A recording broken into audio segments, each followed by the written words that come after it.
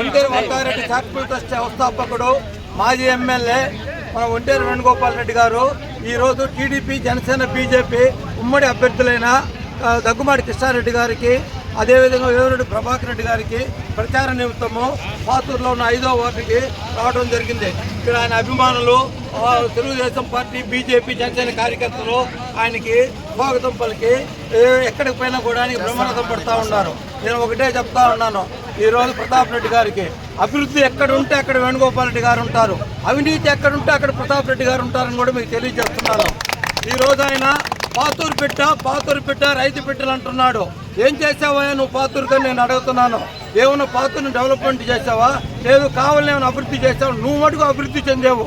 12 మంది చోటా నాయకులను పెట్టుకొని వాళ్ళని దొంగలుగా మార్చి కనీసం కావలి దక్షిణం నుంచి మొదలు పెట్టావు.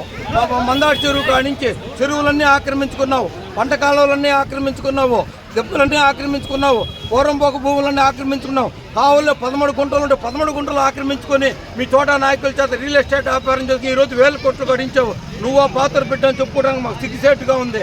పాతూరు అంటే రైతు వారి కుటుంబము, అందరికి పాడి పరిశ్రమ మీద ఎక్కువగా ఆధారపడి ఉంటారు. ఇవి కావాలి నుంచి పశువులు పొలాలకు వెళ్ళి మేసి నీళ్ళలో గుంటల్లో నీళ్లు తాగి ఇంటికి వస్తాయి. ఈరోజు నీళ్లు తాగాలంటే కనీసం ఒక గుంట కూడా లేదు. ఈరోజు పశువుల నోరు కొట్టిన వ్యక్తి కూడా మన వేమిరెడ్డి ఈయన ప్రతాప్ రెడ్డి అని కూడా నేను తెలియజేస్తున్నాను. ఆయన అవినీతి రహిత పాలన అందిస్తాడంట. అవినీతి రహిత పాలన అందించబడితే ప్రతాప్ రెడ్డి గారు ఈరోజు టీడీపీ, జనసేన, బీజేపీ మేము అందరం వస్తాము. మీ దండోత్సవం ఆక్రమించుకున్న 400 కోట్లు నల్లంద స్కూల్ కాడి నుంచి మొదలుపెట్టు, మొత్తం పంట కాలువలు తీయి, శ్మశానాలు తీయి, పూరంబోగు భూములు తీయి, దేవాదాయ శాఖ భూములు తీయి, గుంటలు తీయి, మొత్తం నువ్వు బయటికి తీపిస్తావని చెప్పి అడుగుతున్నావు. నువ్వు ఎందుకు తీపిస్తావా? ఆయన తీసుకున్న 400 కోట్లలో నీకు 50% వాటా ఉంది అంటే నీకు 200 కోట్లు వస్తుంది. కాబట్టి నీ ఒంట్లో ఉండేది అవినీతి. నువ్వేందా అవినీతి రైతు పాలన అందించేది? నువ్వు మాట్లాడుతూ ఉంటే దెయ్యాలు వేదాలు చెప్పినట్టుగా ఉన్నాయని తెలియజేస్తూ ఉన్నాను. ఆయన అపర భగీరథుడంట. అంటే సంవత్సరం జలాశయానికి ఒక్క బొట్టుకొని నీళ్లు తీసుకోరాకుండా ఆయన అపర భగీరథుడు. ఈరోజు ఆయన చెరువులు గుంటలు అన్ని పూర్తి చేస్తున్నాడు. అపర భగీరథుడు అని అడుగుతున్నాడు. వర్షాలు పడి చెరువుకు నీళ్లు వస్తే 10 మంది చోటా నాయకులను తీసుకొని పోయి ఆయన నీళ్లు వదిలి ఆయన ఆఫీసులో సంబరాలు చేసుకొని ఫ్లెక్సీలు కట్టుకున్నాడు. అపర భగీరథుడు. మా దృష్టిలో అపర భగీరథుడు ఆయన కాదు, ఒంటేరు వేణుగోపాల్ రెడ్డి అపర భగీరథుడు. ఈ రోజు ఏంటంటే కావల దాహాన్ని తీరుస్తూ సమ్మర్ స్టోరేజ్ ట్యాంక్ కట్టి మనకు ఎదుర్కొన్న స్లంపు గుంటలు చెరువులన్నీ రిపేర్ చేస్తున్నాయి. ఆయన అపర భగీరథుడు. కేఎల్ రావు గారు నాగార్జున మన శ్రీశైలం కృష్ణా బ్యారేజ్ కట్టి ఈరోజు లక్షల ఎకరాల నీళ్లు అందిస్తున్నాడు.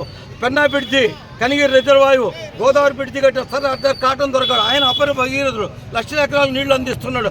అంతేగాని కాలువలు బూడి చేసి ఇళ్లు కట్టుకున్నాడు. నువ్వు ఎట్ట అవుతావు అపర భగీరథుడు నేను అడుగుతున్నాను. ఈరోజు కావలిపట్నం ప్రజలు ఒక్కటి ఆలోచించండి. ఓటు అనే ఆయుధం మన చేతిలోకి వచ్చింది. కావ్య కృష్ణారెడ్డి కానీ, వేమిరెడ్డి ప్రభాకర్ రెడ్డి కానీ స్వార్థంతో రాజకీయాలకు రాలేదు. ఒక ఆశయంతో వచ్చాడు. కావలి నియోజకవర్గాన్ని అభివృద్ధి చేయాలని వచ్చాడు.